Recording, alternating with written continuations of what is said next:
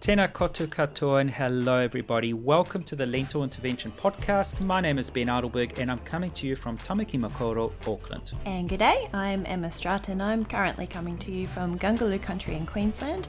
And before we dive into the conversation today, I'd just like to acknowledge the traditional custodians of country throughout Australia and their connections to land, sea and community. The Lentil Intervention is an Australasian educational and advocacy platform dedicated to raising awareness about the current climate and health crisis.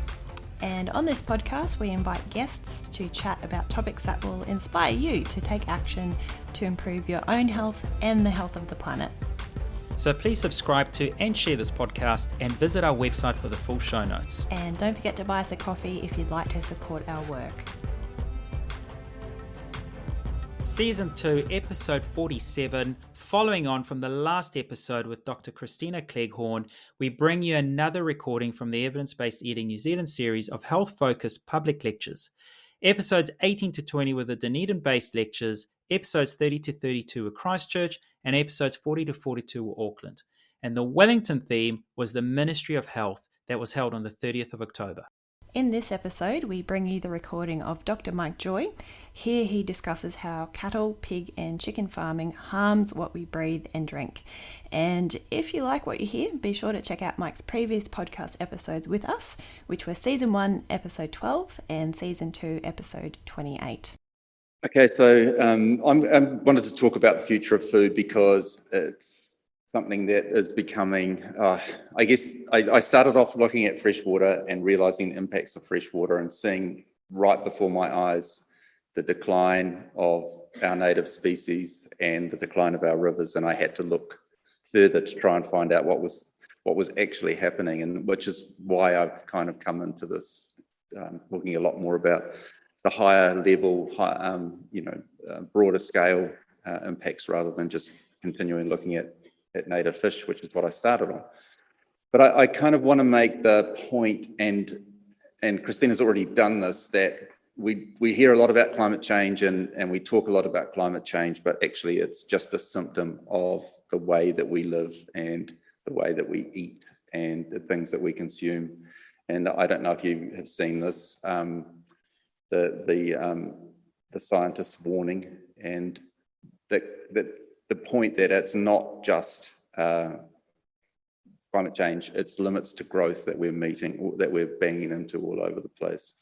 So we have, I could put up these graphs all day long, extreme changes in almost everything, the ecosystem services, the life in the oceans, temperature, population, depletion of all kinds of resources, all about our extreme lifestyles, especially in the affluent part of the world, like where we are. And I guess the take-home message, and this is from it's over 25,000 scientists now who've signed up to this, that if the world doesn't act soon, there will be catastrophic biodiversity loss and untold amounts of human misery. And that's right on our doorstep, and it tends to get lost in just concentrating on single outcomes. And it's really, really important to think about how changes can have multiple impacts or outcomes and not narrow down on just single things.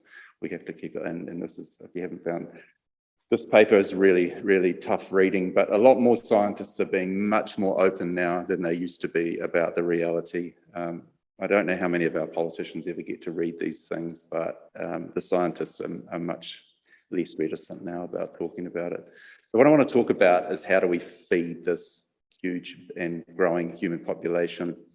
And it's about the life-supporting capacity of the planet that we've put at risk here, and that's in trouble. So we have declining amounts and quality of land. We have declining energy return on investment. And if you hadn't heard about that before, it's probably the most important thing to try and take home from what I talk about tonight. And it's about how much energy does it take to get to the energy that we use, or net energy is another way of thinking at it. And bizarrely, it was through ecology and working on native fish that I first came across this. And I'm working on these migrating native fish. Why do these little fish travel hundreds of kilometers. What's in it for them? And it's energy return on investment. And we can look at the same thing with fossil fuels, where they used to just bubble up out of the ground when we first discovered them, and 1 barrel of oil would get us 100 barrels of oil. Well, it's reducing and it's reducing, and it's now on average about 15 around the planet for all of our fossil fuel supplies, which means that you have to put more and more energy into getting the same amount of energy out. And this becomes really, really crucial. And a lot of the proposed alternatives to fossil fuels are really, really bad at energy return on investment. And you have to put a whole lot of fossil fuels in to get those energy return on investment, to get that energy out of it. So it has really, really big implications for how we live on life and our economic system, because basically the surplus that we have to do all this kind of stuff comes from fossil fuels, but it comes from that excess energy that's available. I guess the best analogy I can think of is that if you had to say there was free petrol in Tongariro, so you could drive up there, fill up your car for nothing. Then by the time you got back here, it would be empty. So it doesn't matter how cheap it is, its price doesn't come into it. That's the energy return on investment idea, and most economists have no idea, never heard of it, never thought about this and how it's declining and how crucial energy is in our economies. And I'll talk about with our food as well. So we have the increasing, loss of biodiversity and wild fisheries and all that kind of thing, the increasing impacts of climate change, antibiotic resistance, and a whole lot of things that are coming at us. Plus, the shocking figure of more than 80 million extra mouths to feed every year. The population of New Zealand every couple of weeks, the global population increases by. So we have to we've got to find money and energy to feed those people as well. So we have this perfect storm, and it's not a shock. It was predicted 40 years ago, the limits to growth that I don't have time to go into, but this team of people that worked out that first started modelling the way that we live and warned us back in the 70s that if we didn't put the brakes on, we were going to be in trouble. And the more recent studies that have been done, including one last year, show that we are right on target, and the tipping point is now, basically, that things start to go really, really crazy. But again, I don't have time to talk about that tonight, but we can look at it. But a lot of talk about the green revolution. Everybody seems to think that we clever humans were so smart that we made this amazing technological change, and we produced way more food per hectare than we ever did before, and that this was and that has enabled the huge population growth that we have now. But it's very fanciful to think that it was because we're clever. It's not. It's just because we figured out how to make fossil fuels, to use fossil fuels to make food and to harvest it and to transport it and all those kind of things. But at the heart of that was turning fossil gas into nitrogen and nitrogen fertilizer, which drove a huge increase in the yields of crops around the world. And you can see those the population growth that went along there with and meat production amazingly going up really, really big at the same time, but driven by basically making food out of oil. So energy that was stored in the past. So now we have, and I mean, these numbers probably need updating, but we have this crazy situation where we have, 1 billion odd people that are starving or have inadequate or insecure diets, while 2.1 billion are obese or overweight or have issues at the other end with too much food or too much highly processed food. But the food systems are dependent on fossil fuel energy. And you get this crazy situation where 10 to 33 units of energy, mostly fossil fuel energy, required to give us 1 unit of energy. I mean, we need food is basically energy for us. We are machines that need it's not the right word, but we require energy to keep ourselves alive. And basically that's what food does for us if you take it back to its core. And so we've got this incredibly inefficient system now where we require so much fossil fuel to make such a tiny amount of food for ourselves. In the States, 1 calorie of food uses 21 calories of fossil fuels. So it's just the most incredibly inefficient system you could possibly imagine. So the energy return on investment is declining, and the green revolution that I talked about. And just as an indicator of just how far we've gone, I think this to me was the biggest shock that I got when I started looking at these numbers. So if we take the biomass of animals on the planet, and you look at humans and the animals that we eat, then it makes up somewhere between 97 and 98% of the biomass of animals on the planet is us and what we eat. So that just leaves 2% or 3% for all the wild animals on the planet.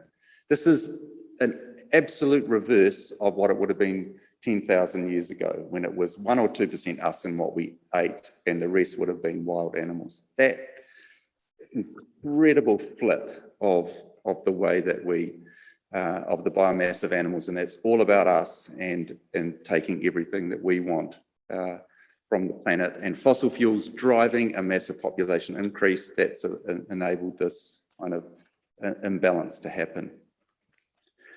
And then when we look at those different diets, I mean, this is some global stuff that's very similar to Christina's work, but greenhouse gas emissions there per unit of food or just overall, but basically the same story with greenhouse gas emissions coming from different diets and different food types. We have more than half of the sedimentation of waterways as a result of intensive farming. 37% of pesticide use on the planet is for food production, and this is for animal production. 50% of all antibiotic use on the planet is for animals, and so that's the other 50 is humans. And nitrogen and phosphorus, with the 2 nutrients that are used to grow the food that come from fossil fuels, or phosphorus doesn't, but we mine it using fossil fuels and shift it all around the world, what drive that food production, and most of it going to animals. So here in New Zealand is a pretty good microcosm of what's happening globally. We seem to want to just follow the rest of the world.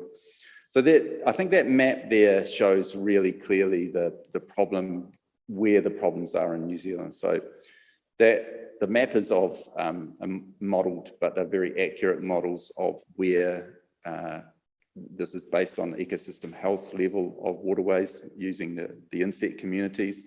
And so all of those red and orange areas are either moderately or severely polluted. And I think everyone in the room will know what happens in those areas. Those are intensively farmed, mostly dairy and intensively peopled parts of New Zealand.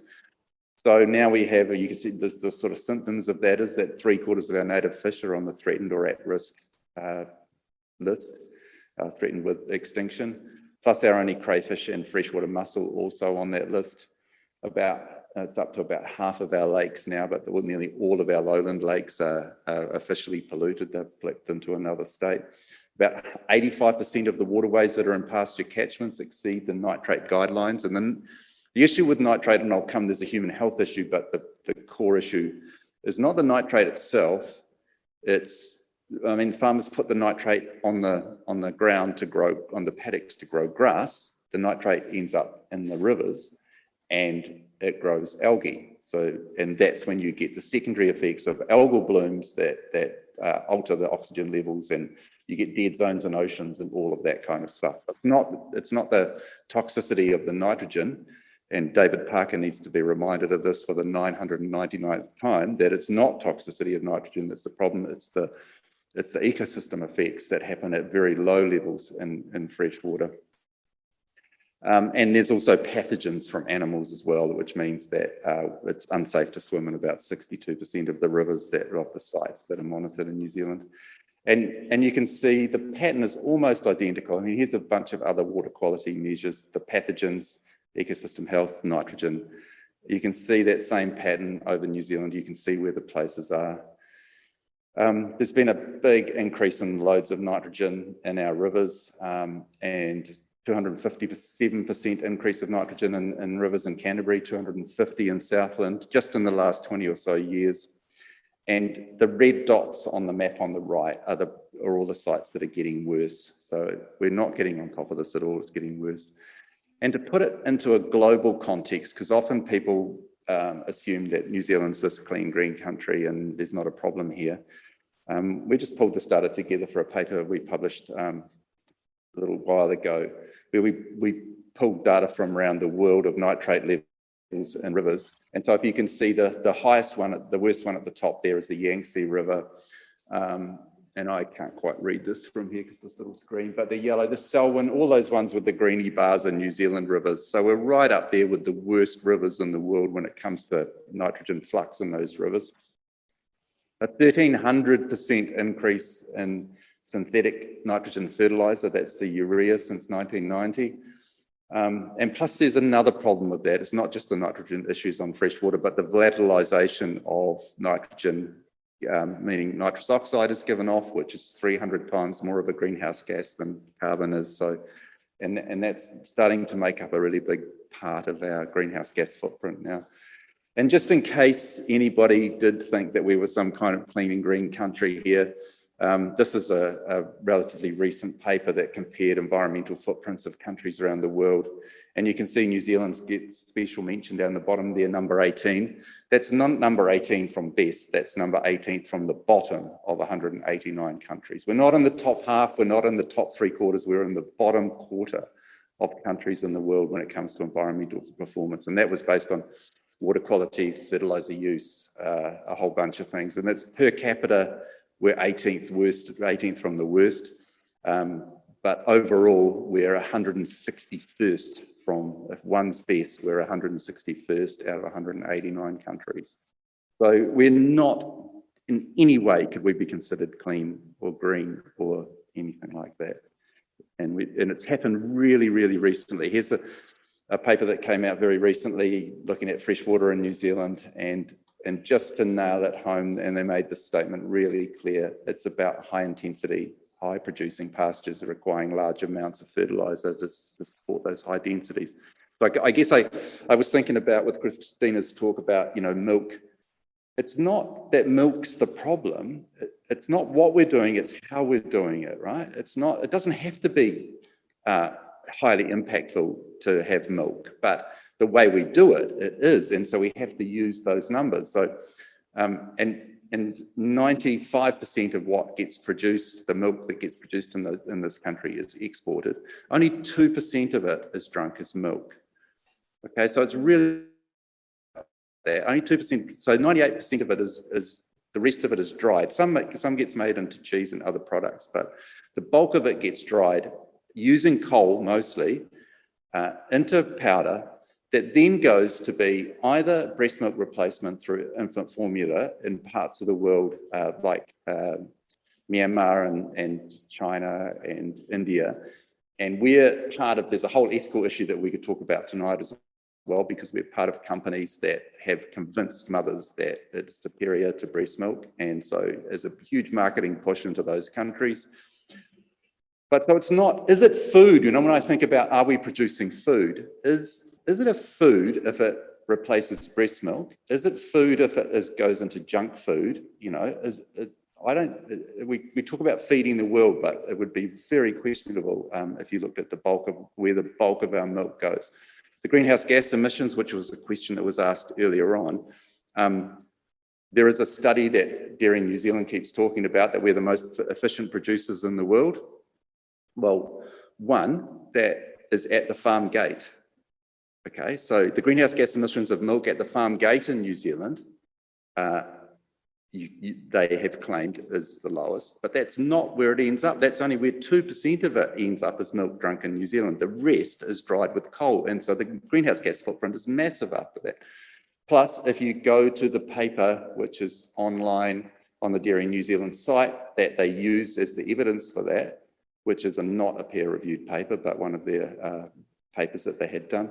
It's been redacted, and the same paper is up there, but the title's changed slightly. I was trying to tell Christina before, it's something like recalculated. And when they've recalculated, of course, this never made the headlines. When you use the IPCC measures, we are about the middle. Even at the farm gate, we're about the middle of the range of countries in New Zealand when it comes to greenhouse gas emissions for milk. So a double whammy.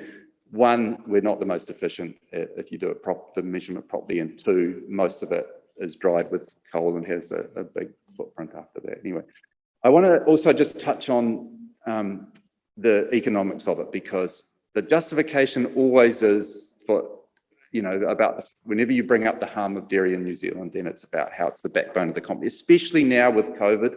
Everybody's wanting to say that, but at least we're still, the farmers are still saving our bacon when it comes to income.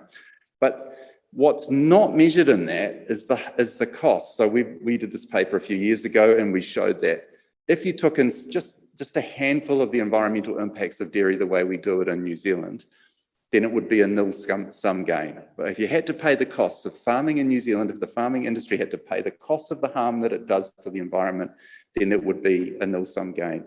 And just to show you that it's not just me, this is some work from Scion, from Warren Parker, who was the CEO at Scion.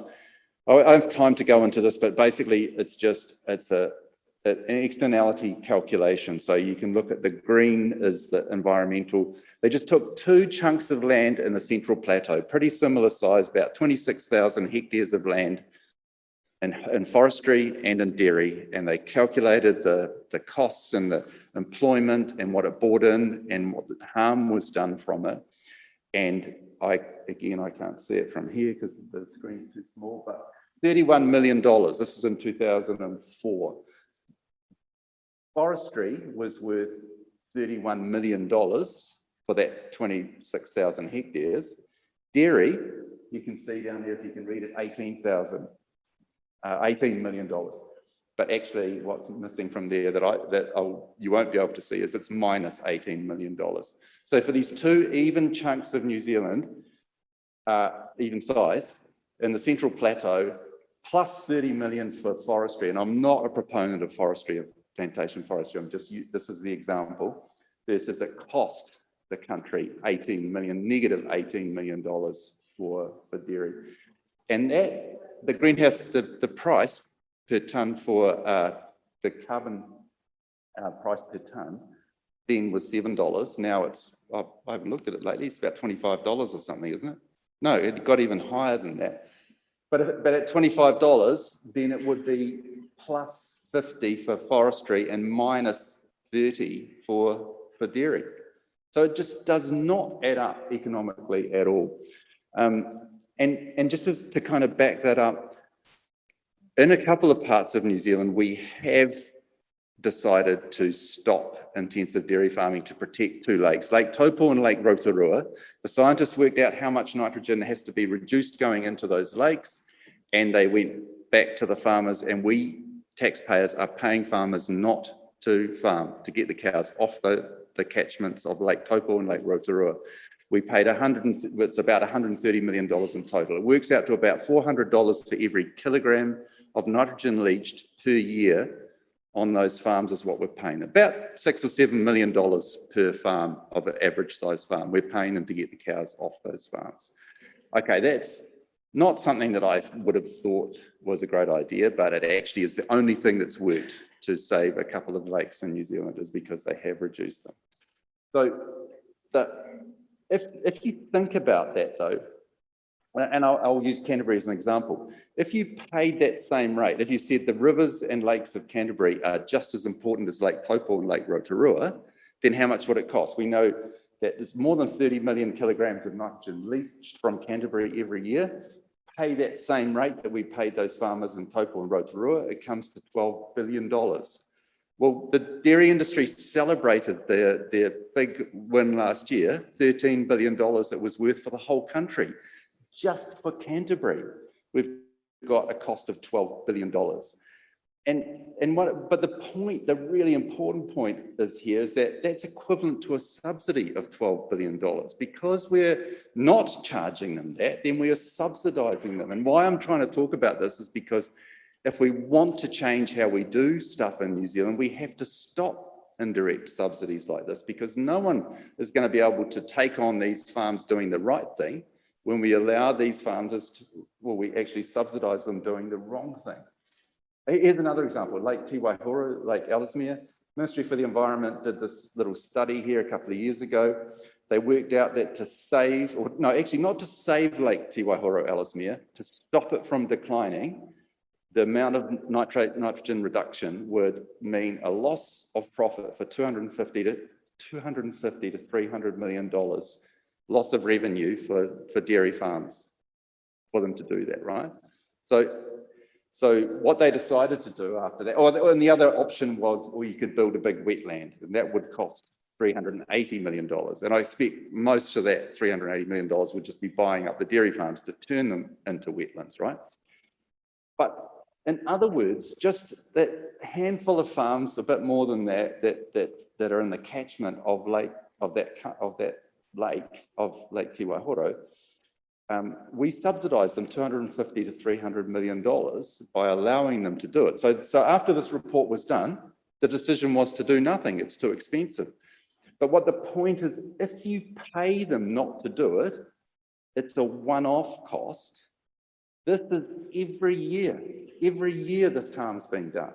So pay them and stop it, or don't pay them and you get these costs. And who's paying it? No one's paying it, because it's just nitrogen levels that are building up in groundwater and becoming a health risk that I'll talk about later. We're leaving this for future generations to have to fix up. And that's the really scary part of it. But I don't even know how much it would have cost them to do that report, but it just frustrates the hell out of me. And what are we going to do? Nothing. Okay, so touching on the health stuff now, and I've been doing some work with some people from Aotearoa School of Medicine, Tim Chambers, and a student of mine who started on this work a few years ago. So Tim's been working on a whole bunch of cancers, but it became clear a couple of years ago that nitrate levels in drinking water are associated with colorectal cancer. And so Jane, our student, did a big study where she collected data on all of the drinking water in New Zealand that was available for all the big suppliers, which came to about 4 million New Zealanders get their water from, 4 of the 5 million get their water from registered suppliers who have to supply information on nitrate levels.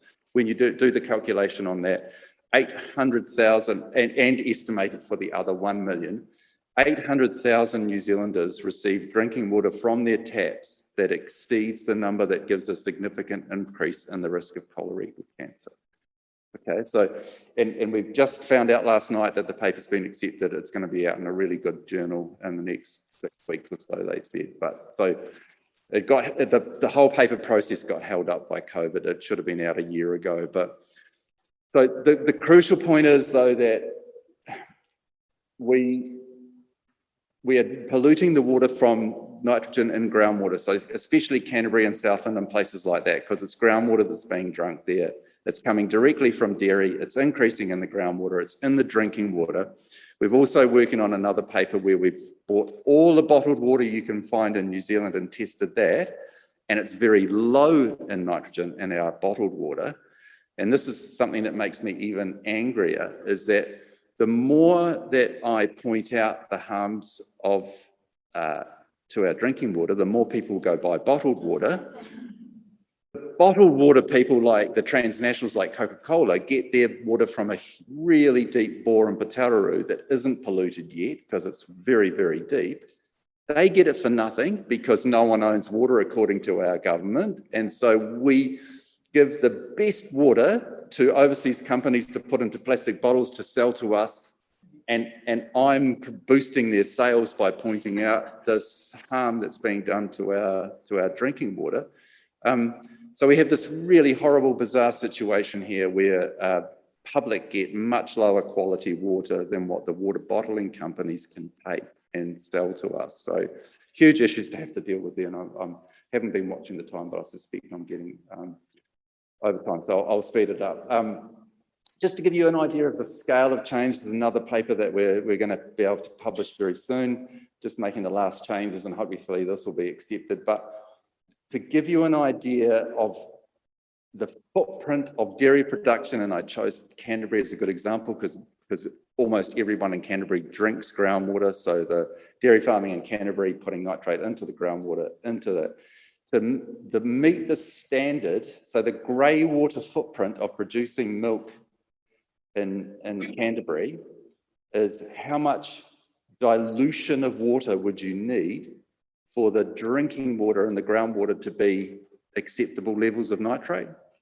And it turns out you have to have either have 12 to 20 times more rainfall in Canterbury to dilute that water so you're not poisoning people, or, in other words, or 12 to 20 times reduction in the intensity of dairy farming, which means not dairy farming, which is what it wasn't. It never was dairy farming there because it's too dry and the soils are really stony and all that kind of thing.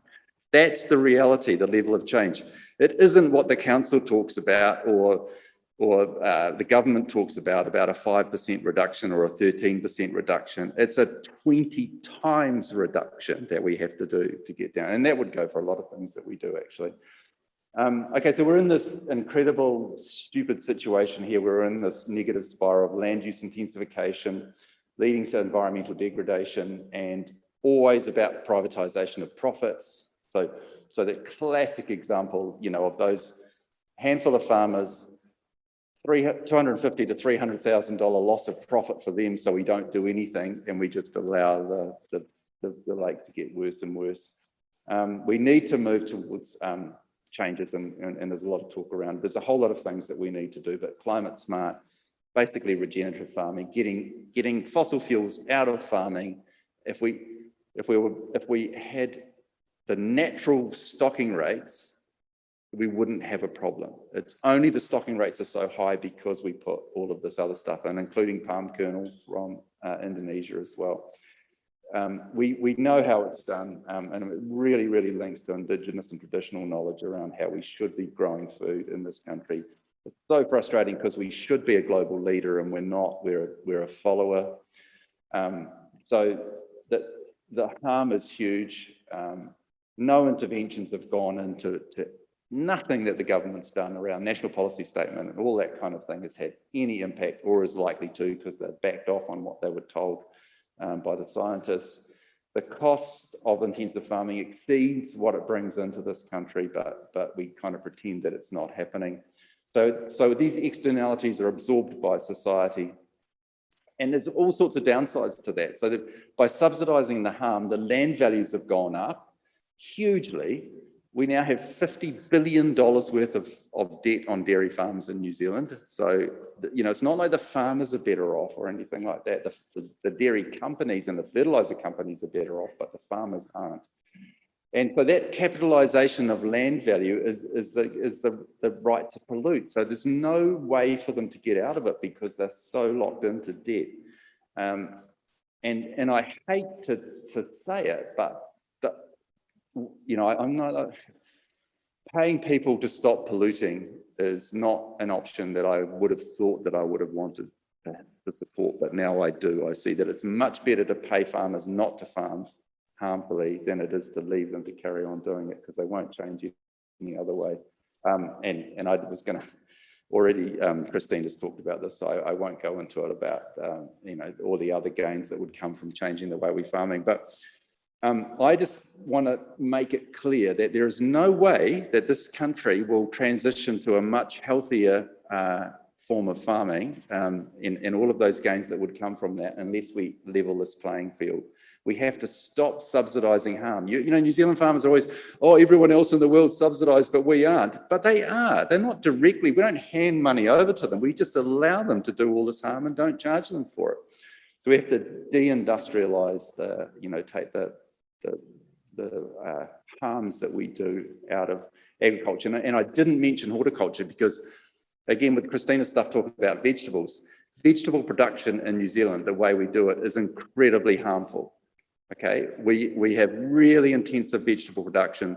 The nitrate losses from vegetable production in Aotearoa is higher than almost any dairy farm in New Zealand. We pour fertiliser onto that land, we industrialise the whole process.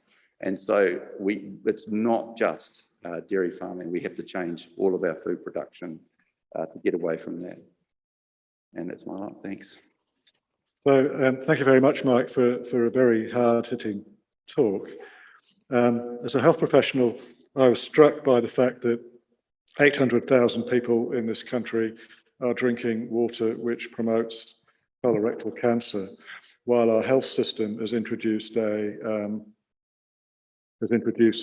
screening program for bowel cancer, which has put a massive strain on that very system.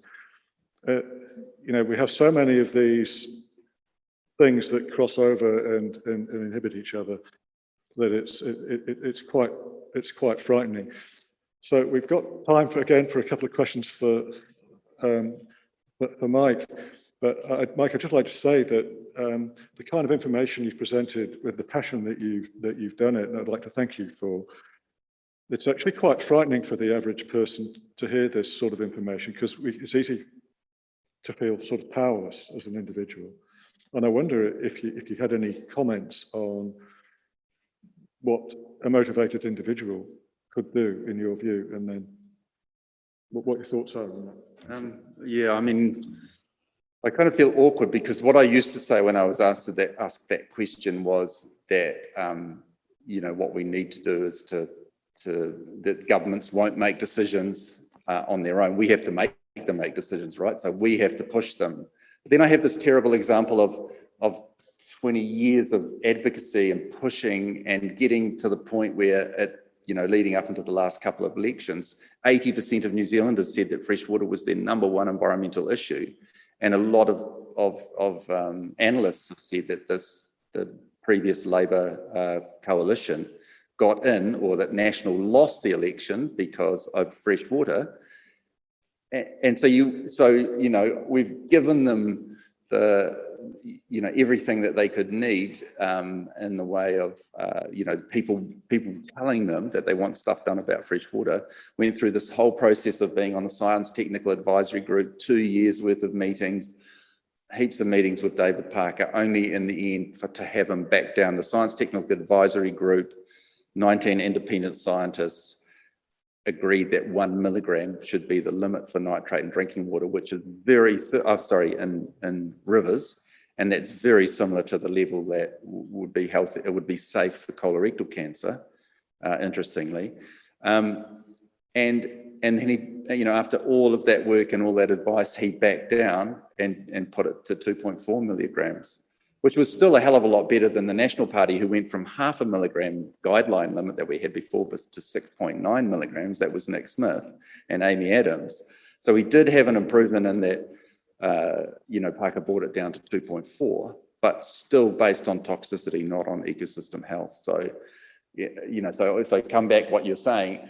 I would have said we just need to push government to change and give them the mandate, but they had the mandate and they didn't do it. So that story's gone now, I guess I shouldn't give up on one example, and maybe we need to keep doing that. But I really think that we have to all be more vocal. Our rent for living on this planet is to speak up, because it's just looking like everybody's sitting back and hugely distracted, I guess, by COVID. But obviously, but yeah, we need to speak up, and certainly for any academics who are here, especially those that are working in universities, that we have a role as critic and conscience, and we need to take that and get out there and become the critic and conscience of society, because that's what we're supposed to be doing. And it becomes more and more difficult because more and more funding into universities comes from industry and from big business, and so it is harder, but we need to be brave. Yeah. Thank you for listening to the Lentil Intervention Podcast. If you found this interesting, make sure you subscribe and share it with your friends.